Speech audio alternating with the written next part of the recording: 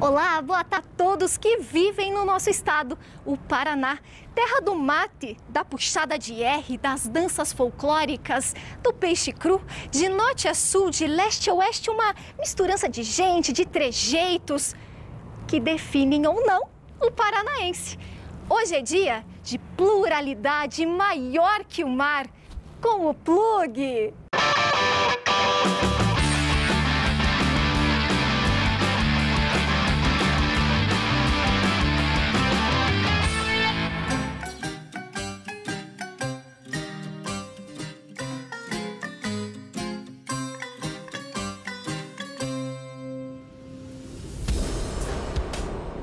Nosso grande atrativo para chamar os povos para cá foi a nossa terra fértil. Quem aqui chegou veio para o friozinho da região sul do Brasil. Atualmente, somos em mais de 10 milhões de gente, vivendo em um dos 399 municípios, sendo que mais ou menos aí uns 85% estão nas áreas urbanas e os outros 14 e pouquinho em áreas rurais.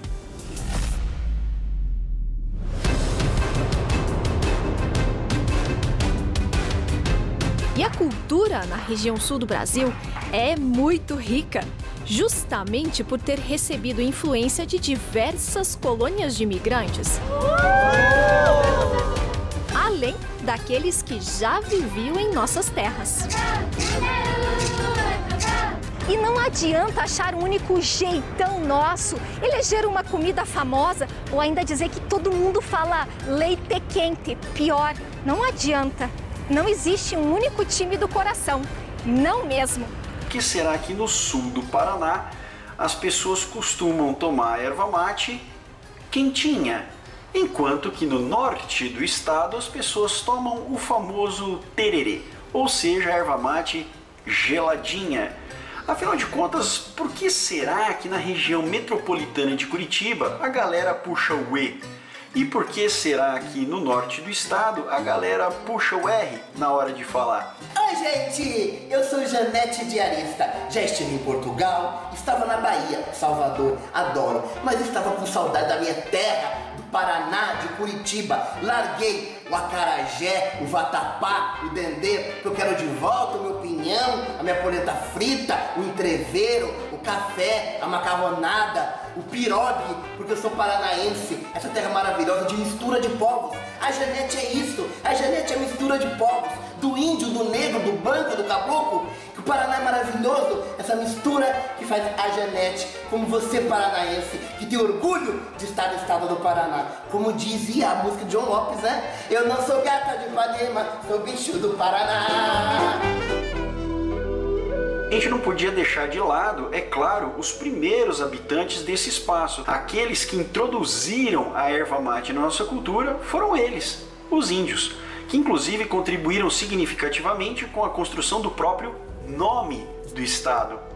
Afinal de contas, Paraná é uma referência indígena ou um nome indígena que sugere tão grande quanto o mar.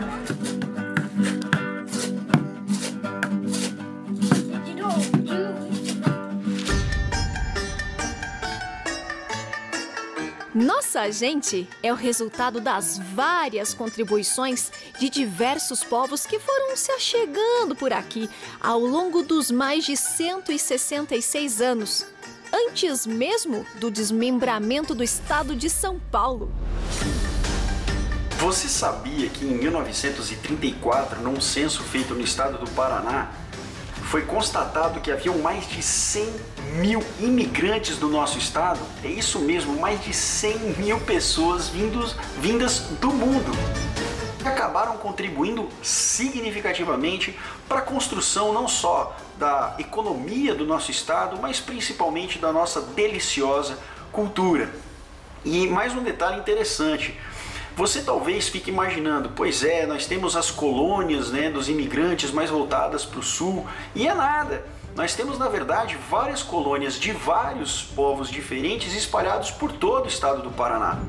Por exemplo, na região norte nós temos as colônias dos japoneses, nas gloriosas cidades de Uraí e Açaí. Quando os japoneses vieram para o Brasil, eles trouxeram o budismo. E para isso, eles construíram templos, igual esse daqui que tem aqui em Maringá, um templo magnífico. O templo foi construído há 33 anos e desenhado por um arquiteto japonês.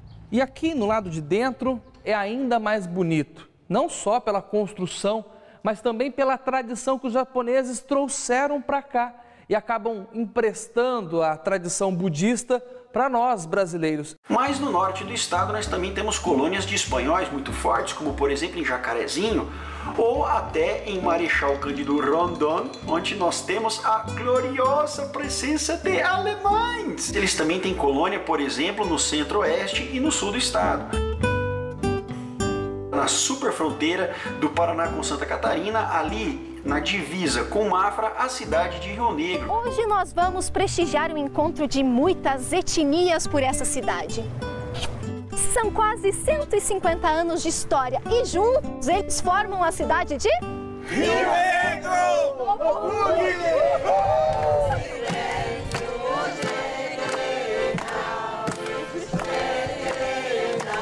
música, danças, cores e uma troca de vida que acontece ou acontecia nos palcos, sempre com as pessoas se conectando.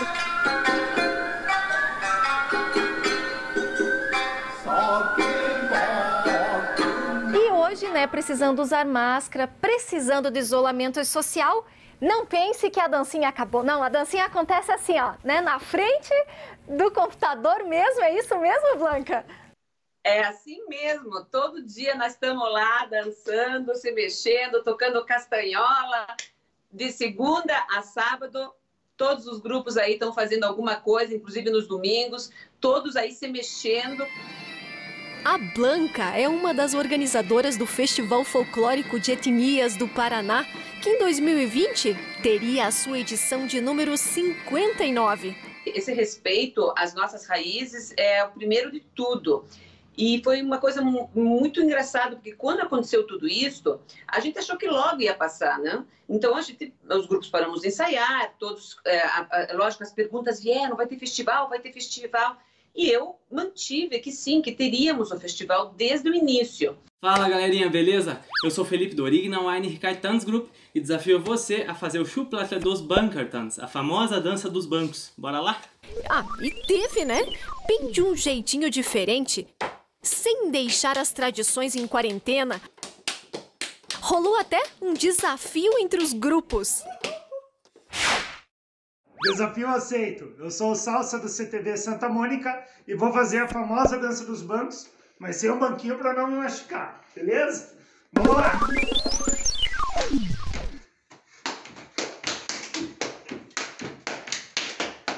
E a gente não podia, depois de 58 anos, deixar o 59º festival com uma lacuna. Isso realmente era uma falta de respeito àqueles fundadores lá de 1958 que lutaram para que houvesse esse festival e para todas essas gerações, né, que ano após ano fizeram de tudo para o festival acontecer com todas as dificuldades econômicas, só que agora a dificuldade foi muito maior.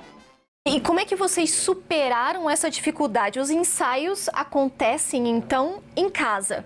Alguns grupos como nós marcamos os ensaios no mesmo horário. Depois disso você toma. Entendido? Então, bem bonito. Vamos lá. Eu vou pôr a música, hein? É um cachorro. E sexta-feira é o dia das minhas crianças, então na sexta-feira, inclusive, eu tenho ensaio com crianças de 5 anos. E elas estão ali, porque o que a gente percebeu? Que nós estávamos nos desconectando. No nosso caso, o grupo espanhol, excepcionalmente, ele não precisa de contato físico. Eu não preciso de um par para ensaiar. Quase todos os grupos folclóricos, eles precisam do parceiro para ensaiar. Por isso que é tão difícil fazer esses ensaios, né?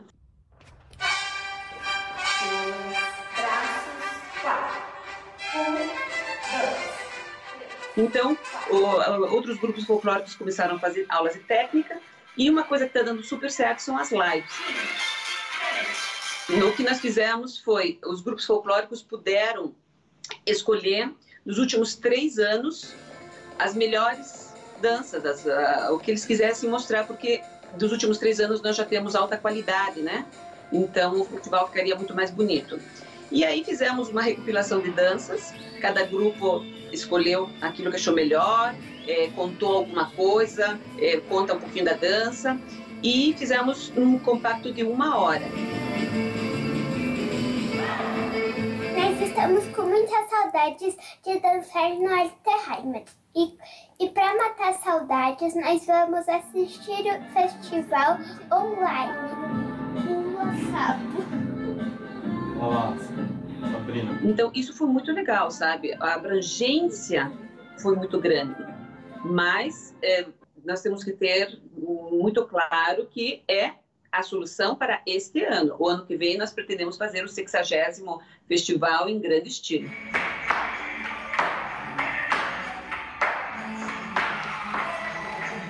Então, eu acho assim, que a lição que a gente leva é que nada substitui a relação humana.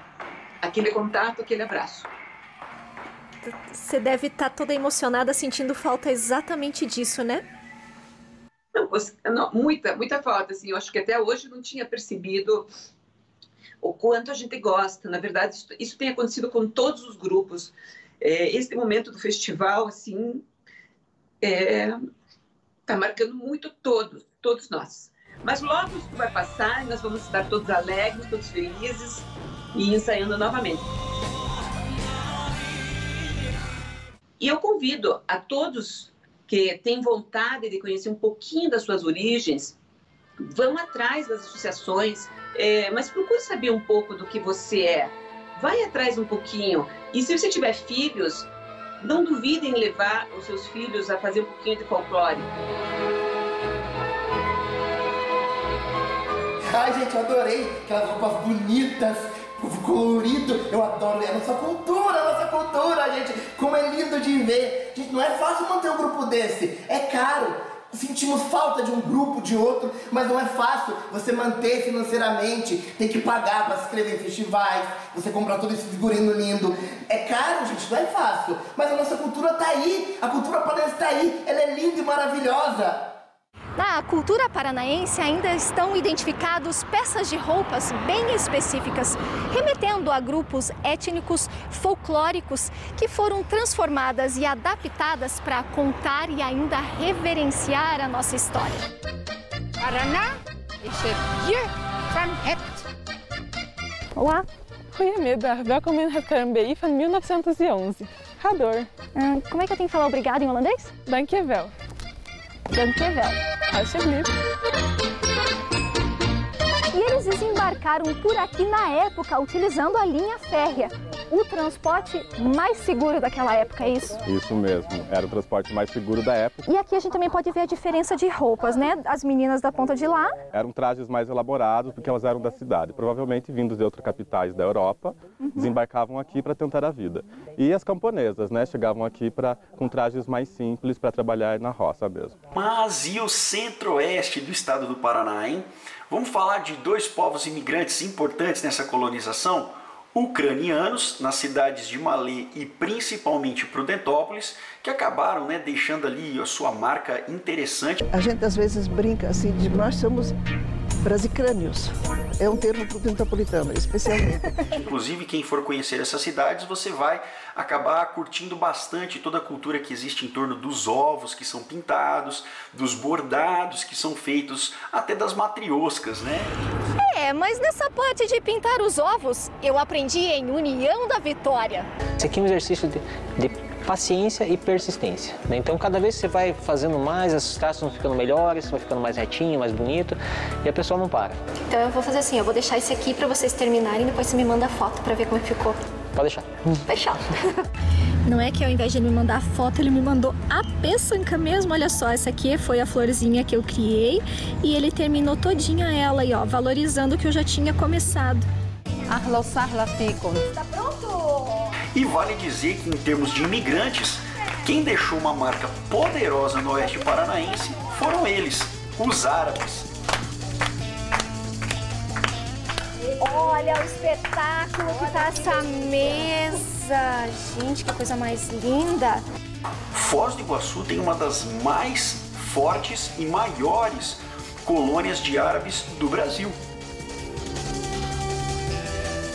A grande diversidade cultural do nosso estado transparece na nossa alimentação, nas nossas festas, crenças e outros costumes do nosso povo. Já no leste e no litoral do estado do Paraná, você vai encontrar ali, pelo menos na região metropolitana de Curitiba, uma influência importante dos poloneses. Inclusive, quem conhece aí o lindo Parque Polonês em Curitiba sabe que realmente existe uma forte cultura dos poloneses no estado.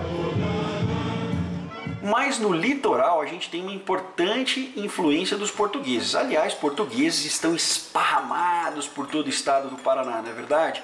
Existem colônias fortes inclusive no norte do estado do Paraná, né? Na cidade de Maringá, por exemplo, Londrina. Inclusive a contribuição da colônia portuguesas, que mantêm vivos suas tradições e costumes vivos até hoje. E quando então que chegaram os primeiros portugueses aqui em Maringá? Bem, os primeiros portugueses chegaram no início, quando Maringá estava começando, em 1948, 50. Aí foram os primeiros portugueses que vieram para Maringá na sua fundação. Mas no litoral eles deixaram uma marca interessante, até porque o litoral do Paraná foi a primeira região do estado a realmente de fato pertencer aos portugueses. O estado do Paraná ficou pertencendo à Espanha durante uma boa parte da história do nosso período colonial. E aí finalmente os portugueses conseguiram se estabelecer ali no litoral e deixar uma cultura muito interessante. Aproveite para colocar a tamanca e a saia rodada. Uma dança típica do nosso litoral, o fandango está fortemente associado ao modo de vida do caiçara. Ao som da rabeca, um instrumento que lembra o violino, os versos são cantados. Geralmente as pessoas confundem bastante, né? Por causa do aspecto e o arco, né? A rabeca também toca-se com arco, igual o violino, mas ela é um instrumento totalmente diferente. No Brasil ela tem 5 cordas, 3 cordas, 4 cordas, com o braço mais curto que o violino.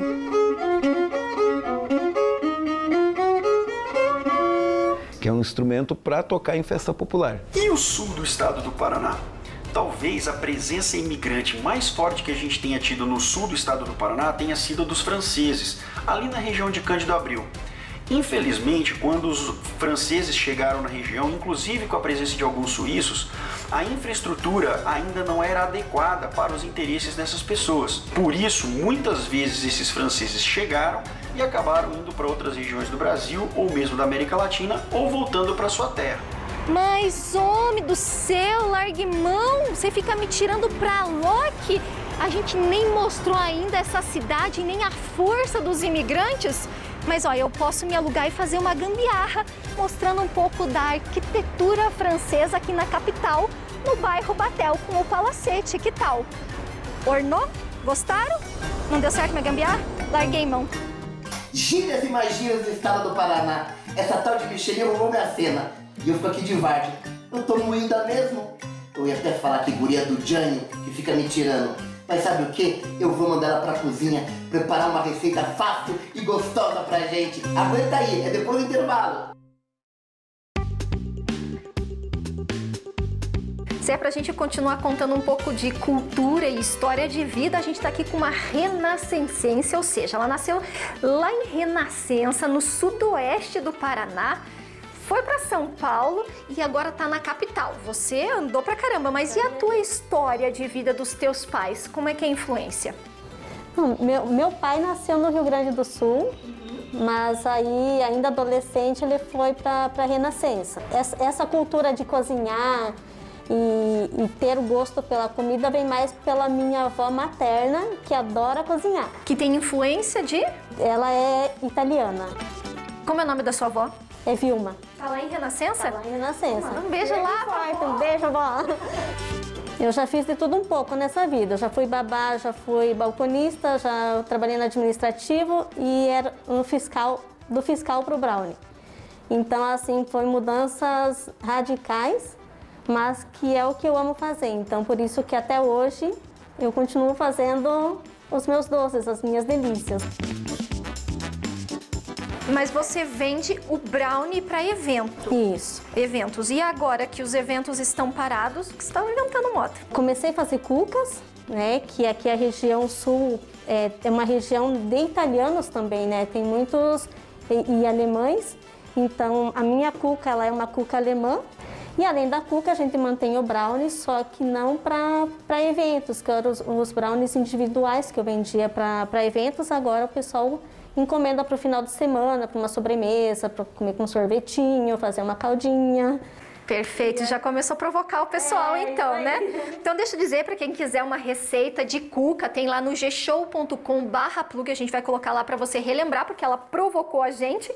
Mas então vamos aproveitar e dar os ingredientes desse brownie, porque a gente nunca fez o brownie aqui e é super fácil, né? Esse a gente escolheu para isso, que aí qualquer pessoa pode fazer, até a mãe que quer fazer com uma criança, né, com a filha em casa, ela consegue fazer. E é super prático, super simples de fazer. Então, vamos lá. Quais são os ingredientes? 3 ovos, 150 gramas de farinha de trigo, 100 ml de óleo, 250 gramas de açúcar refinado e 75 gramas de chocolate em pó. Estamos usando 50% cacau. Eu começo misturando os ovos e o açúcar, para a gente poder unir bem. O açúcar é legal que você bata bastante para ele misturar bem com os ovos, tá? Então a gente vai fazer na batedeira para que isso fique bem homogêneo. Agora a gente vai adicionar o óleo, mas o óleo não precisa bater muito, porque ele perde até um pouco da estrutura. O brownie ele é diferente de um bolo, precisa ficar mais pesado. A gente vai unir os últimos ingredientes, que é a farinha e o chocolate. Eu misturo antes de colocar na massa, porque a gente tem a certeza que a farinha e o chocolate estão bem unidos, tá? E agora vai? Vai pra massa. Antes de começar a bater, a gente dá uma misturadinha, pra não levantar a farinha por tudo, tá? Gostei porque não vai fermento. Não, esse não é preciso, a não ser que a pessoa queira fazer um bolo mesmo. Aí vai um pouquinho de fermento, uma colher de sopa de fermento. E por que eu não posso colocar achocolatado e você colocou cacau 50%? Então, o achocolatado ele tem mais açúcar. Então, nesse caso, se fosse colocar o achocolatado, teria que reduzir a quantidade de açúcar. Pelo menos umas 50 gramas de açúcar para reduzir, tá? Mas a pessoa pode sim colocar aquele que ela tiver em casa. No brownie, a gente não pode bater muito a farinha de trigo. É diferente do bolo que a gente quer desenvolver glúten, e no brownie não. Agora a gente vai untar a forma para colocar o brownie. Antes de começar a fazer a receita, já liga o forno e deixa ele aquecendo a 180 graus. Então ele tem que entrar para o forno a 180 e se manter a 180 por mais ou menos 30 minutos. Enquanto o brownie está assando, a gente vai fazer uma caldinha para colocar por cima. É a mesma calda que as vovó fazem lá nos bolos. Os ingredientes são 1 colher de sopa de manteiga ou margarina, 4 colheres de sopa de chocolate em pó, 4 colheres de sopa de açúcar refinado e 2 colheres de sopa de leite. Agora é só misturar todos os ingredientes, não tem uma sequência correta, mistura todos e aí vai deixar ele ferver até ficar um ponto bem cremosinho. E você tem que, quando passa a espátula, a colher que você está mexendo, você tem que sentir que não tem nenhum gruminho de açúcar. Ele tem que dissolver por completo. E aí estará pronta a calda. Como eu sei que tá bom para tirar, porque ele não vai crescer? Tem as fases de você testar com o palito mesmo. Ele não pode sair molhado o palito, mas ele tem que sair sujinho. A gente fala que é o palito melecadinho, porque ele tem que sair com alguma massinha grudada. Você pode cortar o brownie, já deixar o brownie cortado e servir já individual, ou você deixa ele na forma mesmo e coloca a calda por cima e depois você corta. Você fez uma cobertura na medida, você não exagerou, porque daí o bolo ele já é úmido, né? Até para não tirar o sabor do brownie mesmo, né? Gostei porque você já tá cortando o brownie quente, né? Então tem que tomar cuidado na hora de tirar. Isso, pega uma espátula. Quem tá em casa que não tem uma espátula, usa aquelas de pizza mesmo, sabe? que ela é firme, você consegue tirar com facilidade. E aí só com cuidado, porque quente ele quebra, bem fácil. E ele deve estar uma delícia realmente, porque a carinha dele tá falando assim, venha me experimentar. Venha provar que estou quentinho.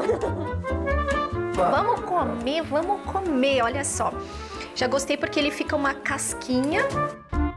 Ó, tá aí a diferença, você não usou achocolatado, né? Então ele dá um sabor, um realce nesse chocolate aqui. Aprovado, ó. Gostei porque ele é fácil de fazer, Dri.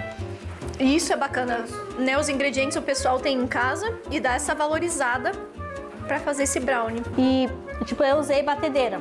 Quem não tiver, não precisa, né? Então, assim, é menos louça que você vai sujar. Então tem que ser algo prático mesmo. Quer saber mais da receita? Dá uma espiadinha lá no gshow.com/plug, tem o passo a passo que a Adri nos ensinou. Muito obrigada pela oportunidade. Só pra falar que o brownie de chocolate quentinho é uma delícia. E Janete perdeu, guria. Em falar em Janete, vocês repararam que ela me chamou de guria do Dianho? O Dianho faz parte do folclore de Portugal. Trata-se de um ser mítico, maléfico, coisa ruim, como o diabo. Daí uma influência dos nossos colonizadores no nosso jeitão de falar. Mas não é só do pessoal de fora, nós também sofremos influência dos nossos estados vizinhos. Basicamente, no sul e no norte do estado, a presença mais significativa que nós temos são de gaúchos, paulistas e mineiros. E isso se deve, em muita medida, desde o século XVIII, ao trabalho dos tropeiros, que vinham atravessando seu gado desde o Rio Grande do Sul até a cidade de São Paulo, onde esse gado seria engordado e depois levado para as minas de ouro das poderosas Minas Gerais. E o norte do Paraná? Um homem chamado Lord Lovat começou na década de 20 a comprar terras no norte paranaense, criando a Companhia de Terras Norte do Paraná. E ali ele começou a lotear essas terras e tentar vender. E aí nasceram cidades, né, como Londrina, Maringá, de 1947. Como muita gente que veio para essa região vinha do interior paulista, principalmente para produzir café, não é difícil você entender por que a moçada que vive no norte do Paraná dá uma puxadinha no R. Porta, cerca. Gente, quanta coisa linda tem o estado do Paraná. Nosso estado é maravilhoso. O turismo, a cultura. Essa guria ficou falando comigo e eu deixei meu serviço aqui. Tem que varrer, tem que almoçar, tem que tirar pó. Tenho toda a casa para limpar ainda. Agora acabou, viu, gente? Vou terminar meu serviço e depois vou lagartear. Bom fim de semana! E agora, quando alguém te perguntar como é o Paraná, como é o povo de lá, o que é que você vai responder? O Plug fica por aqui. Bom final de semana. Se for sair, use máscara.